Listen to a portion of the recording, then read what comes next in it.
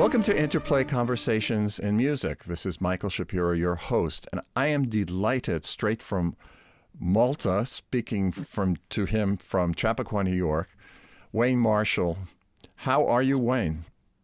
Well, I'm fine, Michael, and it's good to be a patient on your broadcast. I'm really very patient. Very I like that term. I like that term. That's it. Yeah.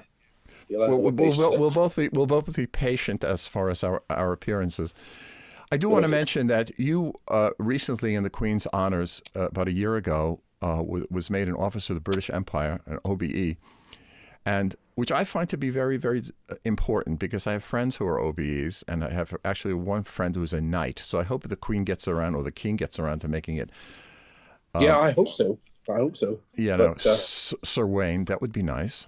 Well, let's see. I know my wife would love the idea. Yeah, what did she'd be Lady Jennifer. But in any event, I do want to say that Americans, you know, in our recent election and situation, not this existing election, but the prior one, we were saying, I wish to God that the Queen was still ruling us. Yeah, because maybe she could have gotten rid of that president. In any event, let's stay to music and to stay away from politics just for a bit of time. You have a combination of factors in your life, which to me is thrilling, because as a pianist, I understand what you do with these, as far as an organist and as a pianist, but you also have your legs, which you are amazing at. But you've combined this with this. And we first came into rough contact when I conducted, I think in October, and then you were in November, the Orchestra Sinfonica di Milano, Giuseppe Verdi, affectionately known as La Verdi. La Verdi. Oh my God, what a place. Yeah. And you did Poulenc and Bizet there. But you conduct, and I've seen you do this wonderful website broadcasts of you conducting from the keyboard. And you did the Poulenc that same way, huh? In La Verdi. Yeah.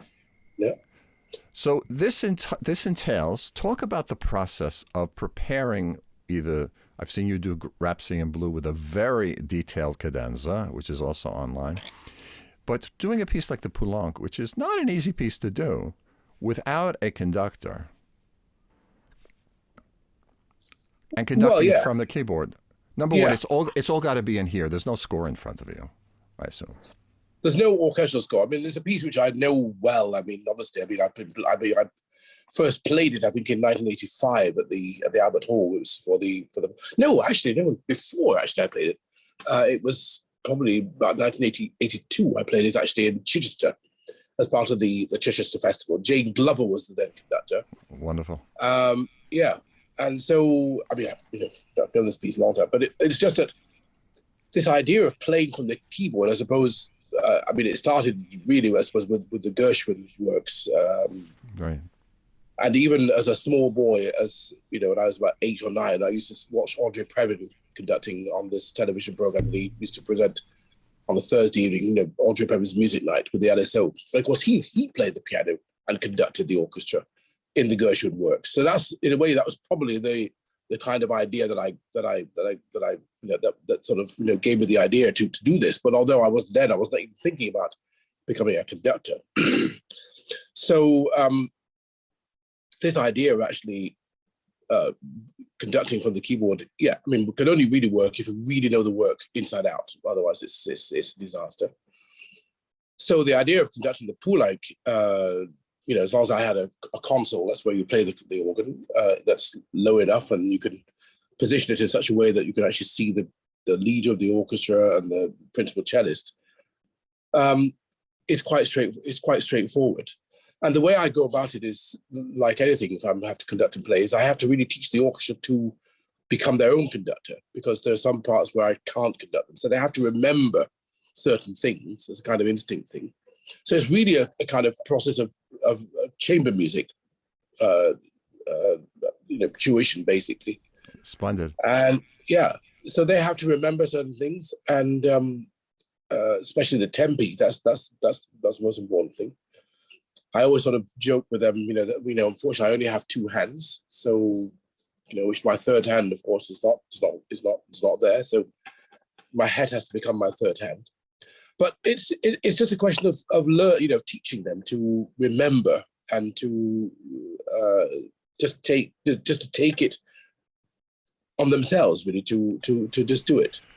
I'm curious of one thing. I understand from friends who studied at the Montesquieu, and this is, I'm not meant to embarrass you, because I had this conversation once with a student of Carl Böhm, actually a colleague of Carl Böhm, as far as how much does Carl Böhm really remember of Mozart symphonies? Did he But Monte would not allow his students to conduct unless they had their scores in front of them, unless they were able to go back into another room and write out the complete score by memory.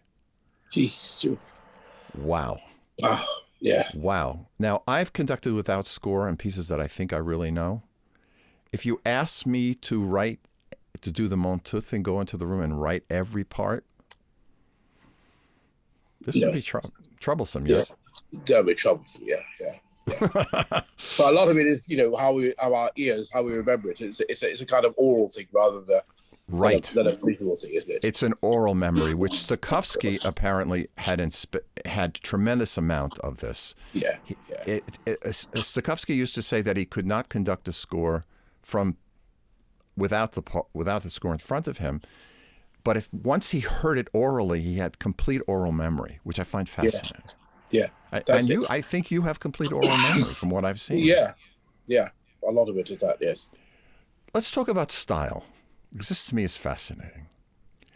You were brought up and born, I think, in the UK, correct? Yes, just outside Manchester. Of parents who were originally from Barbados. Barbados, yeah. Which I love. I love the whole Bayesian cuisine and the Bayesian life. I've been there. Great, yeah. And it's a beautiful place, but it's very different in cold and wet UK or Manchester, of course. Oof. Very much. Are your parents musical? Parents musical, yes. They came from a very church-going background.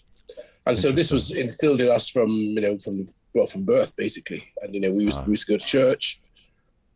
And I think that I don't think without that, I would be the musician I am, that I've become, because, it was really my foundation, my building blocks for being a musician. Did you play organ in church? I did, but not until much later. What kind of church service was that? Well, it's Church of England, like Anglican. The thing is, I started with piano when I was 3, and then I started to play the organ maybe, around about the age of 10, 11. That was it. So that came later. But I've been hearing this instrument, week in, week out.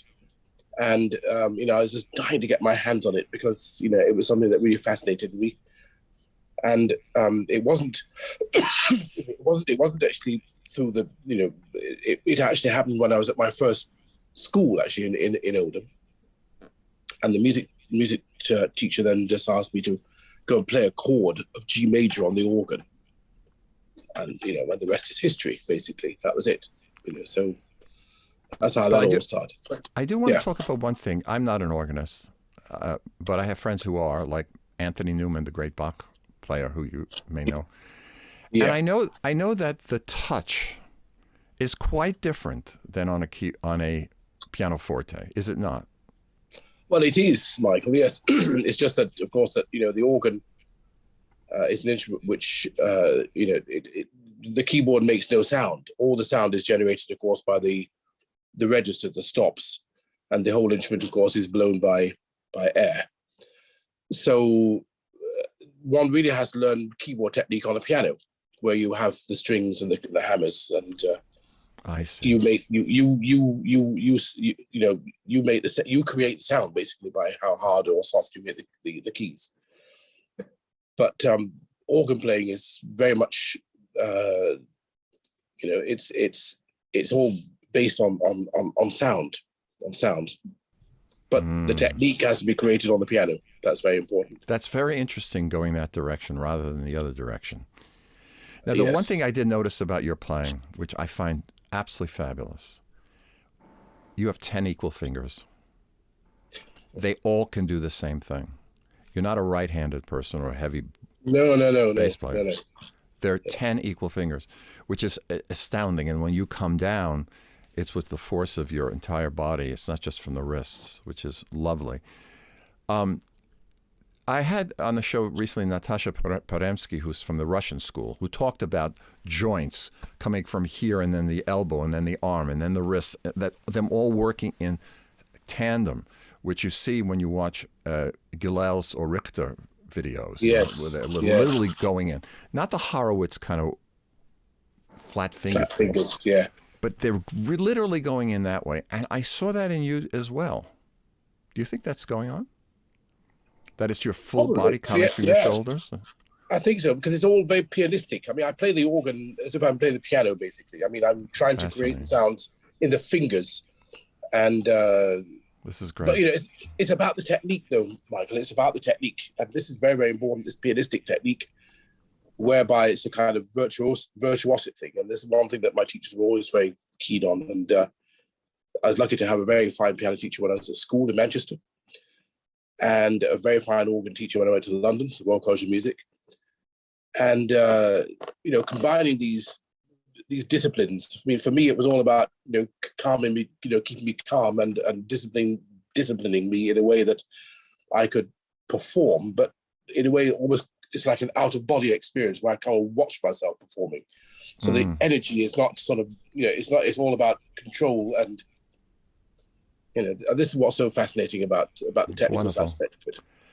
Now we're going to segue into something else's style, because this is something quite interesting. I grew up with my dad, who was a klezmer musician with a high squeaky clarinet, and he studied with the great klezmer artists here in the States. But he had another side of him which was very much founded in jazz and in classical music. So he took me to Carnegie Hall and all the other places and the old Met, and I was able to be around Lenny in the early days and Stokowski and Ansermet and Rubinstein and Milstein, long list. This was my upbringing. Right. But at the same time, I was going to Stan Kenton, Woody Herman, Louis Armstrong, Buck Clayton, Coleman Hawkins. See where I'm going? Yeah, perfect. So I was able to incorporate as a composer and sometimes conductor who conducts his own music and pianist, these various styles. That's it. Which is a kind of a mixed salad. So let's talk about you. I noticed when you played the Gershwin, for example, that I heard in the video, your style was completely what I would call correct. And you taught that orchestra how to do it too. Yeah.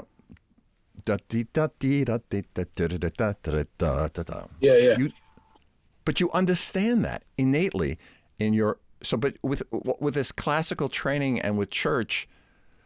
So where did that come from? And then I might add, where does your improvisation talents come from? Well, let's talk about the improvisation part. Fascinating. I mean, when I started to play, I played by ear. I played by ear for 5 or 6 years. So, when I started to have formal piano lessons, I mean, the difficulty was to get me to stop improvising and to start learning to read and to count and do all the things that I could do naturally, but I had to learn to do it. You see what I mean? It was kind of the other way. Mm-hmm. So that was the hard part. But once I figured that all out, all the theoretical side of music, then it took on a different dimension. As far as the other stylistic things is concerned, I mean, the thing is that I've always understood this thing about the idiom of music and the style, and a lot of it is imitating and I mean, I was always fascinated with classical music, and then in the early 70s when I was at school, it was the music of Stevie Wonder that had a big influence, and also all of that jazz stuff that started to infiltrate my classical playing. You see. But wait, did you play in bands at all? I played in some, yes. I mean, I did play in some jazz bands and some trios and things. But for me, it was always about being a classical pianist, really. Well, that's how I know of you. I did not know of this other side, but when I heard you improvise for quite a long time in Rhapsody, for example. Yeah. You did not just stay in the style of Gershwin of 1925. You did your own contemporary improvisation. That's it. Yeah. Is there a compulsion or a reason to expand that palette rather than be in, let's say, the style of 25 and use, the jumping left hand? You did a bit of that, but some of it not. You were going in different directions. So why the choice? Talk about that, please. I think it's just, I mean, as an organist, I improvise all the time. And I mean, as a pianist, yes, I improvise all the time. That's right. But it's just that I'm interested in this sound world of many different composers. I mean, I can get into the style of the 1920s and improvise in that way. But in a way, it's nice to sort of bring a different dimension to the piece. Whereas I'd like to just get into my own sound world and to always be aware of the fact that the orchestra has to join at figure 28 in Rhapsody in Blue, and you have to get there. But it still has some kind of form and some kind of identity about it. So, but it's really about my own sound world. I think this is the main thing. That's understood, and that's fine because then it comes from you organically. Otherwise, it's just, it's got to be organic. Yes, I think so. So Wayne Marshall, organist, pianist, conductor. So when did this happen and how? Well, the conducting thing. You're an amazing conductor. I should tell the listeners, if you go on waynemarshall.com and you look at your conducting gigs, apart from a minor orchestra that you conducted at the Waldbühne last summer called the Berlin Philharmonic, which is amazing, to, my God, I mean, you go from St. Petersburg straight through the continent, straight into the UK, into the United States, to the Far East. You're all over the place, and all major stuff, and opera too. So how did that happen? I started conducting when I was in college and then later privately, but that was to, put out the message from what I'm trying to write. But for you, as a performer, when did that jump happen and why? I think it happened when I was at Glyndebourne in '87. I was working with Simon Rattle on Porgy and Bess. And I was then the repetiteur. So, I learnt the score for the rehearsals, and I also performed in the opera as the pianist Jasper Brown at the very beginning. This big piano solo. Yeah, that's the one. Yeah. That's it. So this was really my first introduction into the world of opera. I had no idea. I mean, I knew excerpts from Porgy and Bess, but I didn't know the piece. So it was a great way of learning. I mean, 8 weeks of rehearsals and working with Simon, of course, and the chorus and being in the opera theatre and so on was fantastic. But I mean, I had no desire at that point to be a conductor, no chance. But at the same time, there was a documentary which was being made about me by Granada Television, Manchester-based television company, and Simon appeared on this program, and I remember him saying they were talking about me and so on, and he said to the presenter, so I'll give you a bet that in 10 years Wayne Marshall will be a conductor. And when I saw the finished product, I said, what the hell is he talking about? Me being a conductor? No chance. But he was right. Yeah, I started to conduct, and Simon and I, we both had the same management. Simon introduced me to his management, which was then Ascot Holt. Harold Holt was then in London. And my then manager had this idea for me to conduct a youth orchestra in London, Merton Youth Orchestra. And the program was Prince Igor's Overture, Borodin, the Crusel Clarinet Concerto in F minor, and Tchaikovsky's Fifth Symphony. Mm-hmm. And at school, at Chatham School of Music in Manchester, where I was a student, I played timpani. So I knew the Borodin and the Tchaikovsky very well, so I played the timpani part of them. But the Crusel I didn't know at all, nor did I like the piece, But the fact is that I'd never conducted before. So it was very interesting to see how I was trying to conduct works which I sort of knew by ear, but had absolutely zero technique at all. Really what was required to. All I knew I wanted, and I sort of knew in my head how I wanted it to go, but showing it was another thing. That's right. And with my lack of experience, of course, in the rehearsals went to overtime, and a lot of very, very disgruntled parents, and their children say, "Oh, what is this conductor going on?" So on. But this is it. It's all part of the learning curve. And I mean, I never studied conducting formally. I've never studied conducting formally, so it's just been a question of just getting up and doing it. Well, that's after one studies.